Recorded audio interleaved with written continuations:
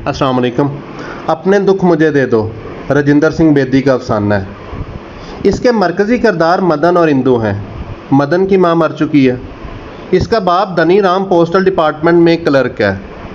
मदन के दो भाई हैं, एक बहन है जिसका नाम मुन्नी है। इस छोटे से ख़ानदान में इंदु ब्याह कर लाई जाती है। ये सारे के सारे किरदार हैं। मदन जो लड़का है, इसकी बीवी इंदु जो कि इस घर में ब्याह के लाई गई है। मदन की मां पहले ही मर चुकी है। इसका बाप धनी राम, इसके दो भाई हैं और इसकी एक बहन मुन्नी है। इंदु अपने बेहतर सलूक से घर भर की प्यारी बन जाती है। बाबू धनी राम तो बहू को पाकर निहाल हो जाते हैं। मदन जुगंदे बरोजे का कारोबार करता है। इंदु को पाकर वो भी बाग बाग हो जाता है। इसके रवैये में नुमायां तब्दीली वाक़ई होती है। इंदु पढ़ी लिखी तो नहीं, लेकिन समझदार औरत है। शब अरूसी में वो अपने शोहर से कहती है, अपने दुख मुझे दे दो। मदन इसे अनपढ़ औरत के रटे रटाए फ़िक्रे समझता है कि इसका एक रटा रटाया फ़िक्रा है, लेकिन इंदु अपने अमल से ये साबित करती है कि ये अनपढ़ औरत का रटा हुआ फ़िक्रा नहीं, बल्कि ज़िंदगी की भट्टी से निकली हुई एक हकीकत है। इंदु मदन के भाई और बहन से बेपनाह मोहब्बत करती है। इन्हें माँ का प्यार देती है और माँ की कमी महसूस नहीं होने देती। बाबू धनी राम की तब्दीली सहारनपुर हो जाती है। उन्हें रहने के लिए एक बड़ा सा बंगला मिलता है। अकेले में उनकी तबीयत घबराती है। उन्हें दिल के दौरे पड़ने लगते हैं। उनका हाल ख़राब हो जाता है। वो बहू को अपने पास बुला लेते हैं। इंदु जब तक वहाँ रहती है वो खुश रहते हैं। उनकी सेहत भी अच्छी हो जाती है। लेकिन इंदु की अदम मौजूदगी में मदन का हाल बुरा हो जाता है। वो तार पर तार देकर इंदु को अपने पास बुला लेता है, बार बार ख़त लिखता है और इंदु उसके पास वापस आ जाती है। इंदु के वापस जाने के बाद बाबू धनी राम एक बार फिर तन्हाई की तारीकियों में डूब जाते हैं। दुनिया फिर सूनी और घर फिर उजाड़ हो जाता है। दिल के दौरे पड़ने लगते हैं। जब वो छुट्टी लेकर घर आते हैं तो उनकी सेहत जवाब दे चुकी होती है और आखिर 10-20 रोज़ के बाद इंतकाल कर जाते हैं। मदन इस मुसीबत नागहानी से घबरा जाता है।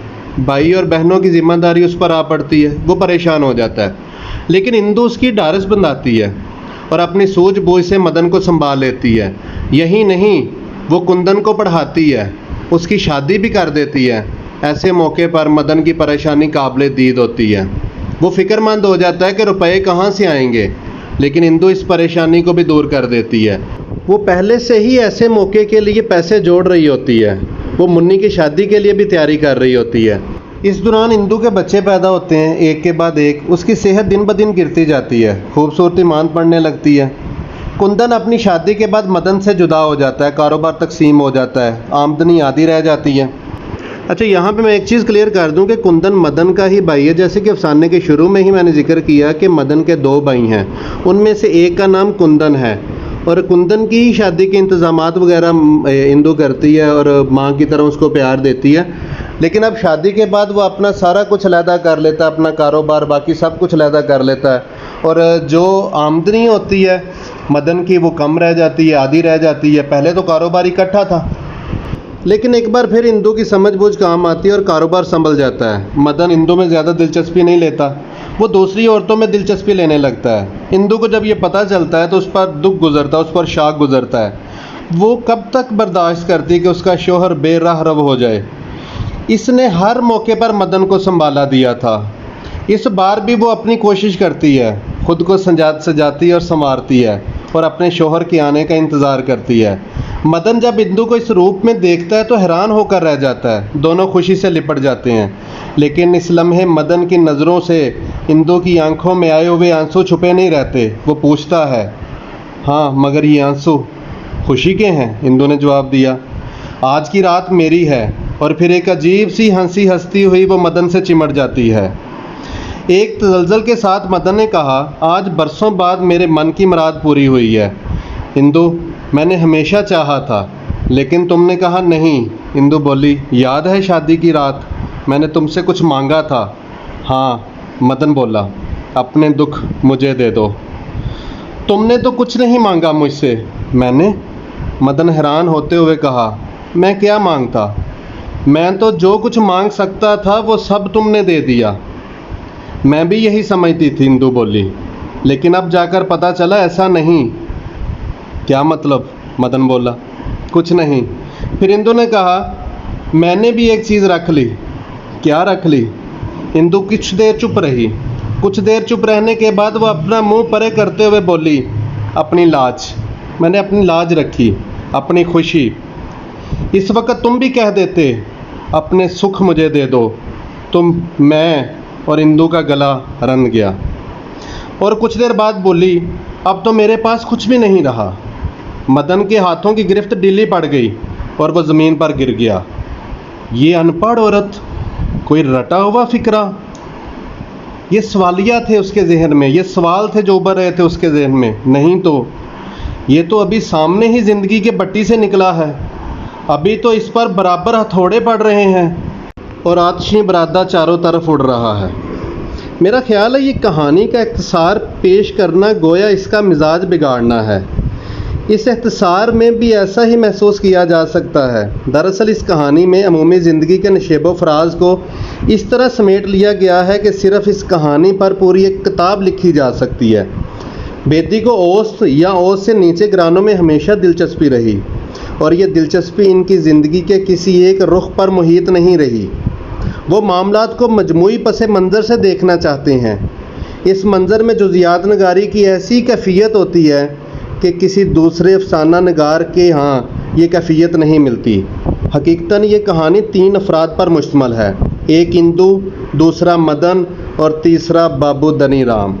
ये कहानी बैक वक्त एक की भी नहीं और तीनों की भी नहीं। बज़ाहिर ऐसा महसूस होता है कि इसमें इंदु को एक मिसाली किरदार बनाकर पेश किया गया है और इसके मिसाली किरदार में एक अच्छी औरत के सारे गुण भर दिए गए हैं। हालांकि ये अफराद के ऐबो हुनर की कहानी नहीं है, बल्कि मुतवस्सत और इससे कम दर्जे लोगों का अलमिया है। उनके शादी ब्याह की रस्मों से लेकर बाद के नताइज भी इंतहाई रूह फरसा होते हैं। कहानी शादी की रात से शुरू होती है और इंदु की जवानी के ज़वाल पर ख़त्म हो जाती है। इस मुद्दत में एक मुख्तसर से घराने में भी जो माशी बहरान का मामला दरपेश हो सकता है वो यहाँ मौजूद है, लेकिन बेदी महज माशी बुनियादों पर छू कर अलग नहीं होना चाहता। ज़िंदगी से मिलती हुई बाज़ नफ्सियाती उलझने अफसाने के रगो पै में दौड़ती हुई नज़र आती हैं। इसमें इंतहाई फ़नकाराना सूरत में बाबू धनी राम के रवैये को भी पेश किया गया है कि उसकी बीवी का इंतकाल हो चुका है, लेकिन वह अपनी बहू में अपनी बीवी के खसाइस पाकर खुश हो जाता है और बहुत ज़्यादा मलूल होता है क्योंकि वो इसकी खिदमत करती है।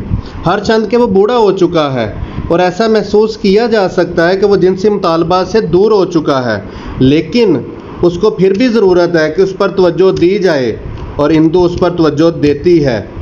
यहाँ तक कि जब उसका ट्रांसफ़र हो जाता है दूसरे शहर में, वहाँ पे भी इंदु उसके पास रुकती है और उसकी खिदमत करती है।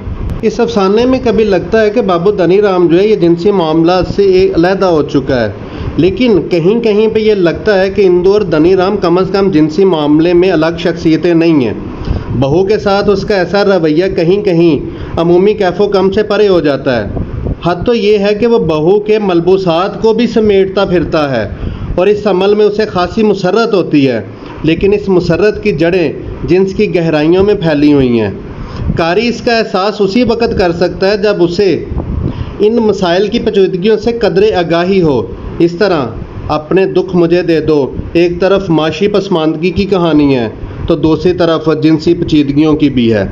इसमें जिनसी पेचीदगियाँ भी हैं कि बहू जो है वो अपने ससुर के पास चली जाती है जहाँ पे उसकी तब्दीली होती है, ट्रांसफ़र होती है, और उसके बाद वहाँ पे कुछ अरसा रहने के बाद उसका खामद उसको वापस बुलाता है ख़त लिख लिख के कि यहाँ पे आ जाओ, लेकिन जब वो यहाँ पे वापस आ जाती है तो वहाँ पे ससुर दोबारा बीमार हो जाता है। हर वो शख्स जिसके छोटे बहन भाई होते हैं, जिसका बाप रिटायर्ड हो चुका होता है या बुढ़ापे में मामूली सी मुलाजमत करता होता है, उसके बच्चों की सारी ज़िम्मेदारी हमारे माशरे में उसी बड़ी औलाद के ऊपर होती है, और वो बड़ी औलाद जो होती है वो घर की ज़िम्मेदारियाँ बड़े अच्छे तरीके से निभाती भी हैं और इसका बोझ उठाकर चलती भी हैं। हाँ, बीवियाँ ऐसी दिलचस्पी में मुहल ज़रूर होती हैं और घरों में इंतशार और झगड़े का आलम बरपा होता है, लेकिन हमारे समाज में इंदु जैसी हमदर्द ख़वातीन की भी कमी नहीं, जो ससुराल में दाखिल होते ही अपने शोहर के मसाइल को हल करने के दरपे हो जाती हैं। इंदु इसी कमाश की औरत है। नतीजे में उसे वो कुर्बानी देनी थी जो उसने दी, लेकिन सवाल ये है कि इंदु की मसरूफ़ियत और इस मसरूफ़ियत की वजह से अपनी जगह पर लेकिन मदन भी तो जिस्म की पुकार के आगे बेबस है, इसलिए वो एक हिजान में मुब्तला रहता है। यानी इंदु अपने कामों में मसरूफ़ रहती है, खिदमत करने में, मदन के छोटे बहन भाइयों की खिदमत, मदन के बाप की खिदमत, लेकिन मदन को उसके जिस्म की भी ज़रूरत होती है। चूँकि वो उसको मिल नहीं पाता तो वो एक हिजान में मुब्तला रहता है। जिस वक़्त उसे बीवी की ज़रूरत होती है उस वक़्त वो मौजूद नहीं होती, और मौजूद भी होती है तो थकी हारी। इस कश्मकश में दोनों की शख्सियतें मसख़ होती चली जाती हैं। इंदु ने सोच रखा है कि उसे घर की हर छोटी बड़ी मुसीबत का तन्हा सह लेना है, और मदन को ये फ़िक्र है कि उसकी बीवी उसे इल्तफ़ात नहीं कर रही, उसकी बीवी उसकी तरफ झुकाव नहीं कर रही। गोया एक किस्म की दाखिली कश्मकश है जो दोनों को गुन लगाए चली जाती है। और जब इंदु को ये एहसास होता है कि मदन को उसकी ज़रूरत है, तब बहुत देर हो चुकी होती है। कह सकते हैं कि मदन की बेराह रवी की भी एक मंतक है और इंदु की रवश भी, लेकिन मंतक दर्द का दावा नहीं होती। ये बेबसी की कहानी एक अजीबो गरीब अलमिया लज्जत छोड़ती है जो ज़िंदगी को झंझोड़ कर रख देती है। और मदन और इंदु हमारी आंखों के सामने रक्स करते हुए नज़र आते हैं या दिलों में उतर जाते हैं।